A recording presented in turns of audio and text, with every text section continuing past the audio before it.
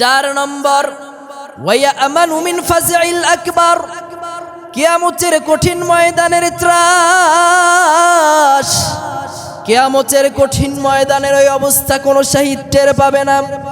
মিকদারুহু 50 আলফ সানা, যেই দিন একটা দিন 50,000 বছরের সমান হয়ে যাবে। আল্লাহ পাক বলেন ওয়ামা কদারুল্লাহ হাক্কা কদরিহি ওয়াল আরদু জামিআন কবদাতুহু ইয়াউমাল কিয়ামাহ ইয়াউমাল কিয়ামাতি ওয়াস সামাওয়াতু মাতউইয়াতুম বিয়ামিনিহি সুবহানাহু ওয়া তাআলা। আওয়াজ করে বলুন আল্লাহু আকবার। সেই কঠিন কিয়ামতের ময়দানের অবস্থাটা কেমন হয়ে যাবে? সেই দিন আল্লাহ পাক আসমান জমিনকে শাড়ি কাপড়ের ন্যায় হাতের ভিতরে পেঁচাবেন। যেই দিন মানুষগুলো বলবেন ইয়াকুলুল ইনসানু ইয়াউমাইদিন আইনাল মাফার, সেই দিন মানুষগুলো বলবেন আজকে আমরা কোথায় পালাবো, কোথায় পালাবো। সেই কঠিন কিয়ামতের ময়দানের অবস্থাটা তুই ভয়ঙ্কর হয়ে যাবে। সেই কঠিন কিয়ামতের ময়দানে সূর্য মানুষের মাথার সন্নিকটে অবস্থান করবে। মানুষের চক্ষুগুলো ফিক্সড হয়ে যাবে, চোখের পলকটা আর পড়বে না।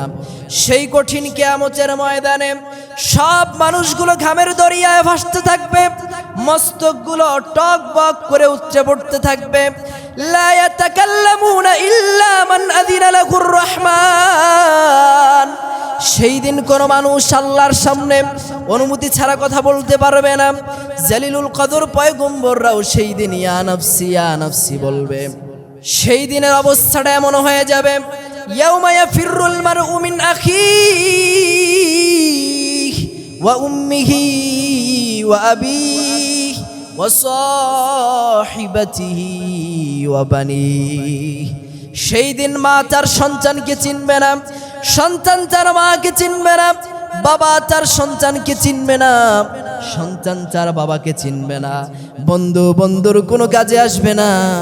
ইয়াউমা লা ইয়ানফাউ মালু ওয়ালা বানুন ইল্লা মান আতাল্লাহা বিকলবিন সালিম। সেই দিন আপনার সম্পদ আপনার কোনো কাজে আসবে না, আপনার সন্তান আপনার কোনো কাজে আসবে না। সেই দিন মানুষগুলো অসহায় হয়ে যাবে, কিন্তু যারা শাহাদাত বরণ করবে কিয়ামতের ওই কঠিন ময়দানটা তারা একটুও টের পাবে না। সুবহানাল্লাহ।